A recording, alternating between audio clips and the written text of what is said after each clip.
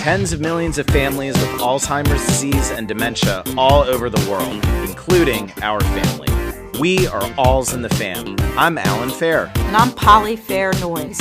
We're siblings, we are parents, but we're also caregivers. This is our podcast. This is our support group. Welcome to our family. Alzheimer's sucks, but this family lives, laughs, and learns as we fight for a cure. Welcome.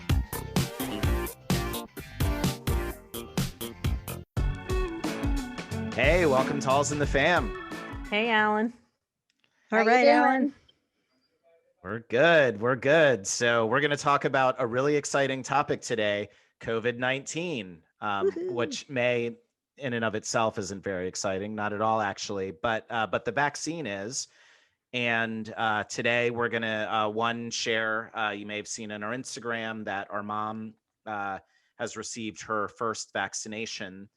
And we came across the Alzheimer's Association website, alls.org, which we refer to often and contribute to as well. And the current homepage on the site right now is about answers for dementia caregivers and people living with Alzheimer's with regard to the vaccine. So we're going to use that as our guide today.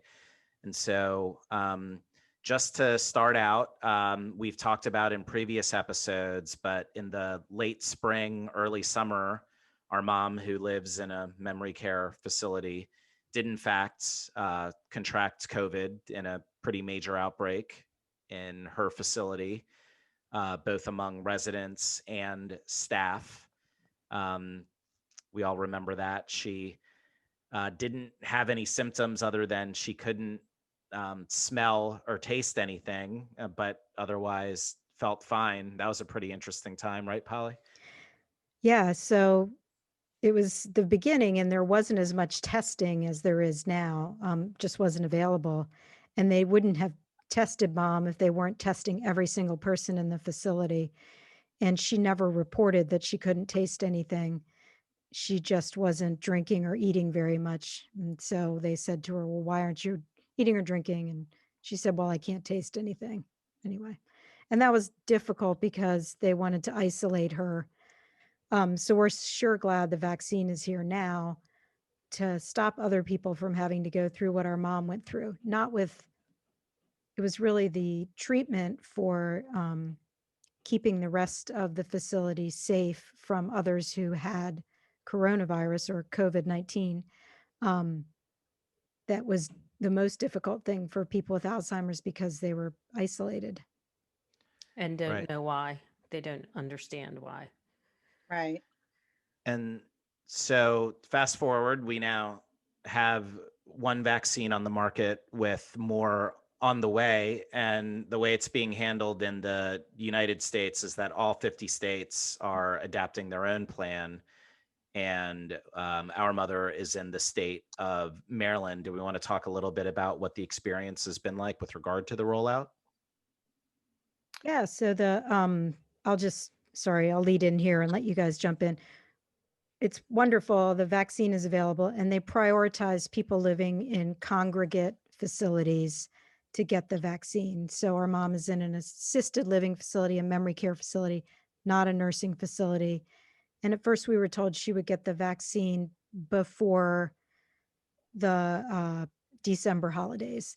And it turned out that that was a mistake because when they realized in our county in Maryland that she was not actually in a nursing home, but an assisted living facility, her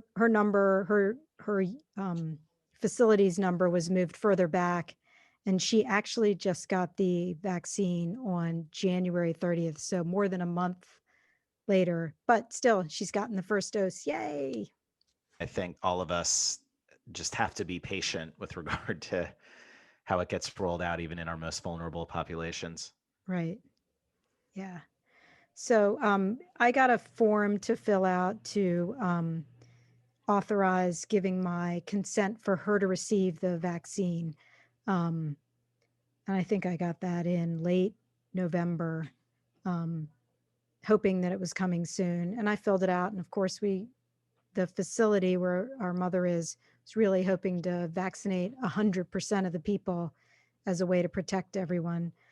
I've heard news stories that maybe not every staffer wants to get vaccinated, but I don't know in her particular facility if that's the case. We had some discussions about that, consenting for our mom. I mean, Bonnie, you and I definitely talked about it. Yeah, and I think I was with you, Polly, the day that they actually handed you the form. We were sitting outside with Mom, and we were trying to get her to sign it. So that was for the flu shot. Oh, you're right. You're right. Yeah.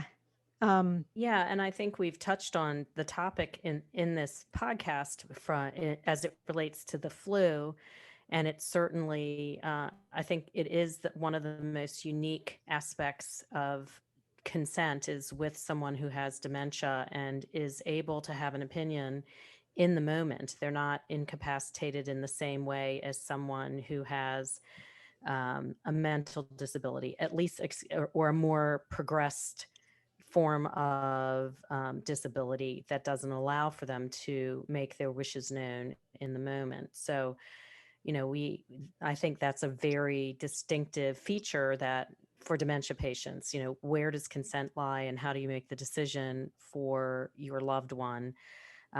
Or do you make it for them, and what happens if they don't comply? So I have a question that I don't know. I think either Polly or Bonnie or all I know is that I am not Mom's medical power of attorney. If we wanted to, as her power of attorney, could we tell her facility that we don't want her to get vaccinated? And even if she was saying, I want to be vaccinated, they would have to respect our wishes?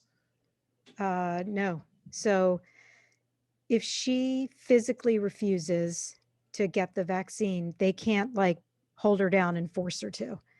That's the thing. Now, if she was in a coma or somehow physically incapacitated, unable to speak, which happens with people with Alzheimer's, they could do it if we requested it and she was unable to voice her, her total desire not to be vaccinated. And I guess, this brings up an important point. Our mom we knew with the flu shot, she never wanted the flu shot for years before. She was over 65, didn't want it. She got it one time at Trissi and Boni's urging that she must get it, and subsequently got the sickest she'd ever gotten with the flu. So that just cemented in her mind that she was not going to get the flu shot ever. And so we actually talked to her, Trissi and I together, about the flu shot. And she said, no, absolutely not, no. And given that she'd had this reaction before, either to the flu shot or actually got the flu after getting the flu shot, we just kind of left it at that. I said, my mom doesn't want the flu shot. And I'm told that there are many people at her facility who did not want the flu shot. I mean, anyway. Well, and in addition, if you're talking about our mom in particular, not just to the flu shot, she is deathly afraid and dislikes needles altogether, and has always been very reticent about taking any kind of medication, preventive or as a, not thinking of what the word is, to make her get better. She's always been one that's refused most medications, and certainly anything given to her in a needle. So, and Polly, your point is exactly what I was saying, is that our mother has an opinion and she's going to have it at the time. So they asked for consent from Polly because she is the medical power of attorney, but they can't override that. They can just do the best they can to have her consent. And so, it's just something that you have to be prepared for if your loved one with dementia is able to voice their opinion at the time that the vaccine is going to be given. So I don't know, Polly, we just went through that, and Polly, I think we were discussing Mom's reaction and how the facility managed it. Yeah, I think Mom was ahead of her time with homeopathic treatments. Just a little aside here, always kind of distrusted doctors a little bit. And I wonder how many of our listeners were put through the torture of taking cod liver oil as children. And also had the pleasure of, when they had a cold, being given a nice little cup of, let's see, I think it's lemon juice, ginger, and a big shot of rum to make your cold go away. Oh, I never got the rum. Oh, yeah. But I never got the cod liver either. I did get the ginger tea though, which I still enjoy to this day. I like ginger, lemon, and honey. That's the well, you got to put a shot of rum in it. That's like the best thing. If you're congested, it's rum, honey, and lemon.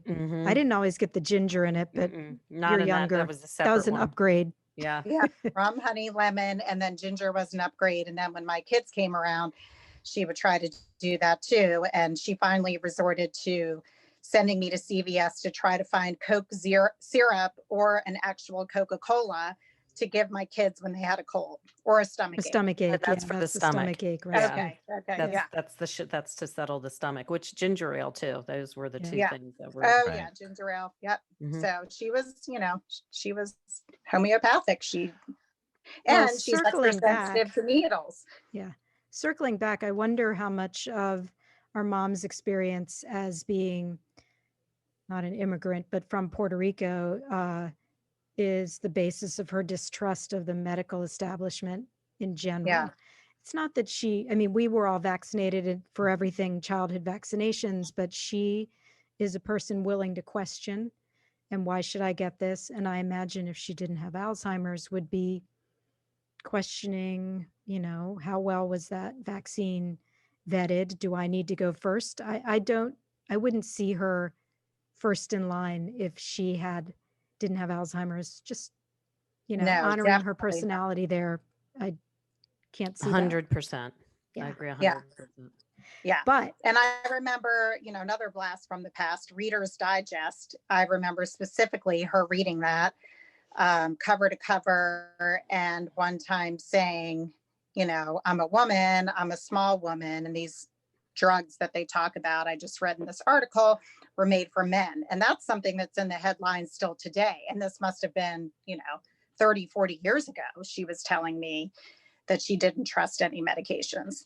right. It maps to some of the things that we've learned in talking with Bridget Reynolds at Georgetown University, that minority populations are less trusting of medical establishment. In Alzheimer's research, there's very little data on African American and Hispanic populations, and so our mom is very much part of that community. Yeah. I wouldn't say she's an anti-vaxxer.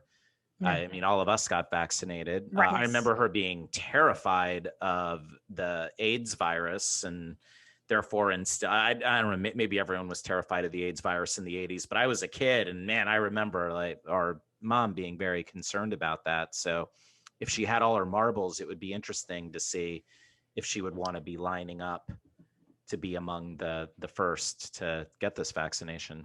Yeah.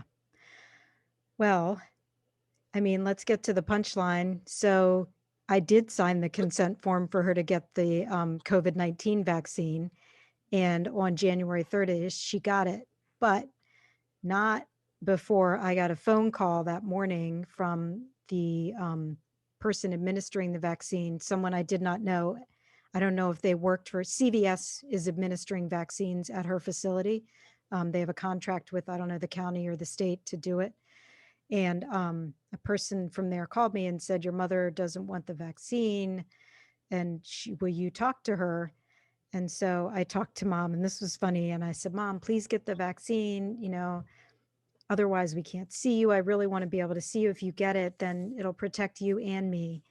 And Bonnie and Trissi and Allan and I all want to see you. And she said, I can see you. What do you mean? I want to go home. And I said, no, I really want you to get it. So she said, okay, fine. And like threw the phone off to the person who had given her a phone. And the person said, okay, Carmen, you're going to get the vaccine now. And she said, hell no. Typical of my mom. She said, and they said, well, you want to see your your daughter? And she said, yes. And she said, well, they said you can't see her unless you get the vaccine. And she said, then I won't see my daughter. And that was it. And the phone went dead. Wow. So I was left with, oh no, what will we do? So I called some of the people in the facility that I still know. Didn't get through to them, didn't know what was going on. And eventually one of them called me and said, hey, your mom's going to get the vaccine. And I said, she knows you, go talk to her. And so they sent me a picture later, and the facility did a great job. There were 5 people that took mom, like it was a big party, clapping and balloons, and walked her downstairs to the lobby area, which is bright and sunny and beautiful, and sat her in a chair and made it a big celebration. And they got her to get the shot. So I got a phone call from the nurse there a couple days later, and she said that mom had no side effects from the first dose. So And so that was dose 1, and Right. shortly yeah, she's going to get her second dose in the next couple week it is or scheduled so. 20 days later, exactly. And she, they've told me that they're planning to do the exact same procedure to get her to take the Ritual. vaccine again. Yeah, that ritual that, so, I mean, shout out to the staff there, really working hard to get just one person or mom to get that vaccine. But you have to wonder if they're able to take that kind of effort for every single person. And it brings up a lot. I mean, it was really a concerted effort to get my mom to change her mind. One of her, I wouldn't say it's core values, but one of the things that is important to her is that I'm not sure I trust this. Are you making me, I don't know, you're making me get it. Yeah, and Yeah. I think you can even break that down again into, for the decision making for us, she already had the virus, so we know she had some immunity to it, and she did agree to do the first vaccine, but now we're coming up on the second one, and will she consent again? And then how far do we push that, given that we know that the first one it's more protective than the new one that they're coming out with, Is it? that you only need 1 dose. Yeah. Just It's one pretty dose of the 2-dose thing. And then the Well, second, and there's evidence that when you take the second dose, the incidence of side effects is much greater. Yeah. So, that we've got another decision coming based on what her reaction might be at that time. Yeah. Right. I'm glad we have a little more time because, it'll be interesting to see if the CDC comes up with new guidelines because of, people like our mom who have had COVID, who had 1 dose, should they get that second dose? I think right now they're still recommending that it's done, but Yeah, and you know. very limited data on it at this point Right. too. Mhm. I mean, Right. the number of people in the United States that have had their second vaccine, it's very small, and we're in an interesting situation knowing that the few times she took the flu shot or the most recent one in memory, she contracted the flu that year. So is she someone who's going to be prone to any of these potential allergic reactions? I'm not sure that any of us are personally hand wringing over it, but this has got to be a question on a lot of people's minds who are caregivers, or my loved one has shown an allergy to medications in the past. Will they have an allergy to this one? Yeah. And depending on the symptoms, not self-report it, because if the Right. symptom is something like what our mom had when she was actually sick, which is, she didn't taste and didn't smell and slept a little bit, which they really figured out in retrospect. So it wasn't that someone noticed that was happening and then, oh yeah, the COVID is what happened. She wasn't tested because of it. Once she came up positive, they said, oh, we had noticed she wasn't eating and drinking that much, and when we asked her, she said she did nothing tasted good. Right. So So again, with the being able to self-report on the back end of what their symptoms might be, is another thing you have to remember and take into consideration when you're deciding for your loved one, especially if it's not going to be their primary wish to go ahead Yeah. and get them vaccinated again. I'll point out that if my loved one was a person who maybe was more like one of Tracy's in-law, who isn't really going to leave the facility, I think my focus would be more on vaccinating everyone around her, right? If she didn't want the Yeah. vaccine, maybe, I mean, she's got some paralysis, some nerve pain, adding to that pain with a shot that might have lingering. I mean, I'm a baby. When I get a flu shot, my whole arm swells up and it hurts for 3 days. I mean, it's fine. I'm a big girl. I can put some ice on it and take a Motrin or a Tylenol or whatever, but that's a different thing when you're talking about a person who's already in pain or at least Yeah. existential pain, right? Right. And yeah, we had a very similar situation with her,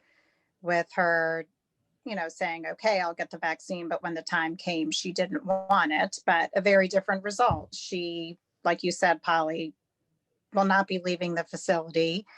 But she had COVID like mom, and recently had COVID. So we were kind of like, they say she's recovered, but she is on so many medications that we didn't really know how bad her case was, because the medications that she was on were possibly masking symptoms that she would have otherwise had. She was on a blood thinner for blood clots. She is on a lot of pain medication.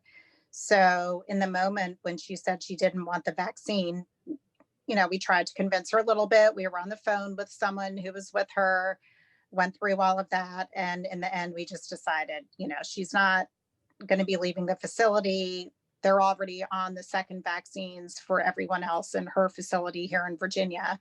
And we just said, you know what, if she doesn't want it right now, let's wait.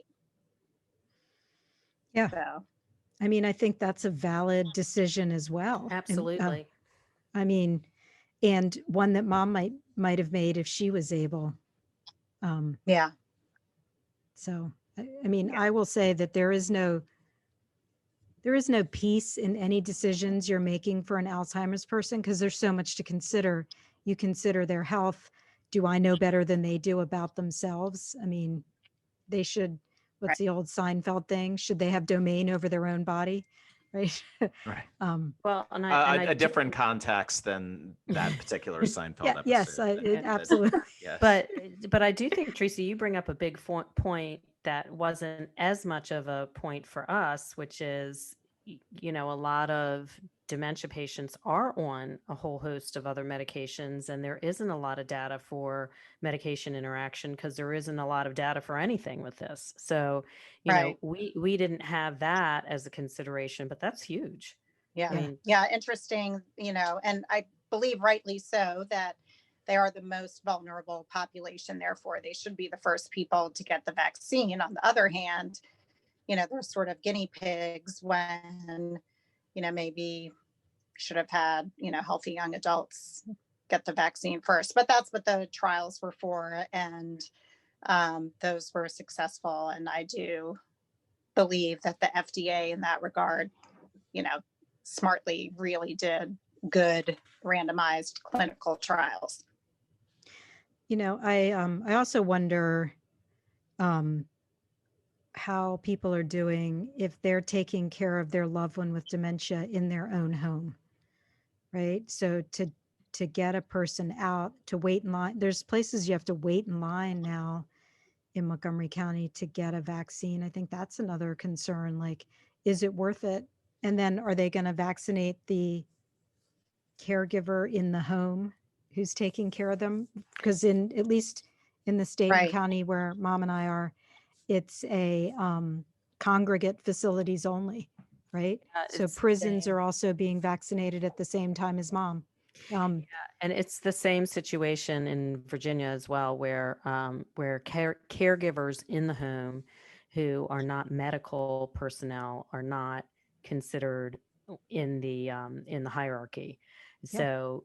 So if you have an aide that comes in, your aide can be vaccinated as a healthcare worker in their turn, and they get priority, but not if you're a relative or a caregiver who does not have a medical designation.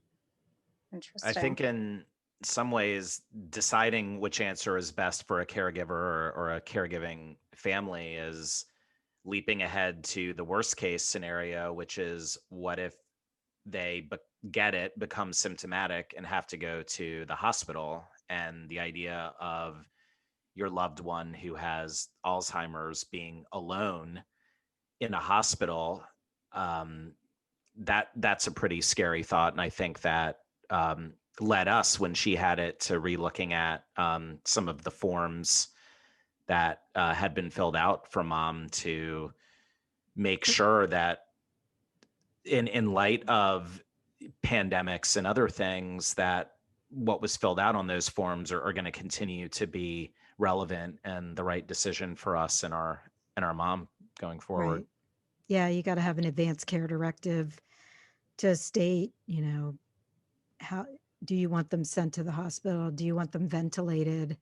All that. So, who's the person who's going to make those decisions?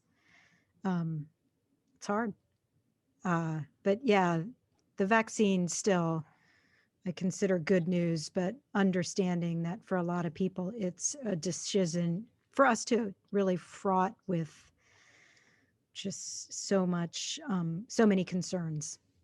Yeah, I'm sort of glad I have to wait a bit to get it, as much as I would love to have it and be able to go about my life as usual. I'm not too upset that I'll probably, be one of the last people to get it. Yeah, in a way, it's selfish. We got mom vaccinated so we could see her, so she, right? I mean, if she's, the other thing is, you don't know that all the staff, I don't think it's mandated that the staff get vaccinated at these places. You can't make them. And many of them are in groups that are distrustful of medicine, right? Like our mother. So I don't know if they got it or not, but our mom could be a carrier and spread COVID to my family if I had her come to my house and she wasn't vaccinated. So yeah, interestingly, I read, and I'm sure you guys have, and our listeners, I think it's very interesting that some companies are not forcing people to get the vaccine because they can't, but they're offering financial incentives if they do so. Yeah, I saw that too. Again, I have not been told whether mom's facility is doing that. And I mean, the people who work there deserve privacy as well. I don't, Yeah, I mean, sure. anyway, That is going to be very interesting to see how all of this shakes out. The number of people that. Well, and how I've been fascinated by how we're developing a two-tiered society of the vaccinated and the unvaccinated. And I read an article about the Cayman Islands and how they're being very strict about who they're letting in and if you have a vaccine and you can have proof, and that some airlines are doing that now too. They're doing flights for people who are vaccinated versus not. So it's just going to be interesting overall. Right. So I work in live events, and as we forecast when people will be able to gather again at business conferences and meetings and other things, it's top of our mind as well. What kind of forms will people be required to sign to attend, releasing an organization's liability for bringing people together? How might privacy rights and other things sort of merge together and make that process be I guess my point is that there's a lot of unknowns that are going to converge among the vaccinated, unvaccinated. How organizations will deal with that and how that comes to a head is going to be really interesting. Major.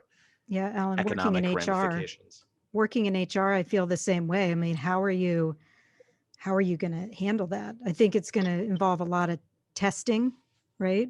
But I think there's lots of news articles about the limits of testing. You don't need me to describe it, but yeah, we really are on the cutting edge of some new things, and we don't know how that's going to happen. Right.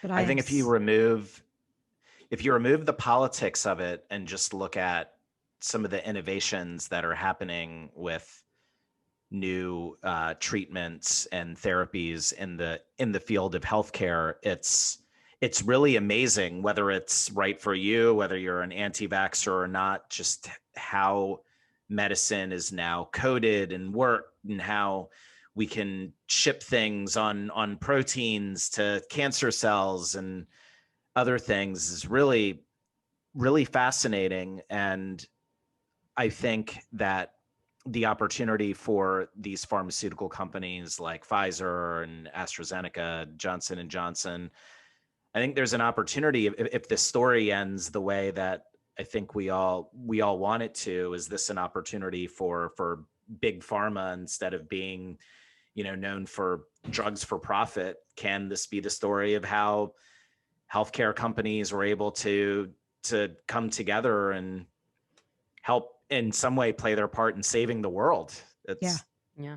Well, right. Tying it all back, there's the ethics and the moral piece that isn't necessarily legislated fast enough to affect the decisions that we're making with our loved ones. And just with, I find that to be fascinating, the ethics of medicine and the morality and the individual decisions that we're making that wrap into society and how it's going to affect us. And we're taking a very quick, unusual, brand new situation in the entire world, and we are, deep diving it all the way down to our own personal situations, and that's how everybody's making their decisions all around the world. So it's just a fascinating time and a very difficult journey that we're on here together.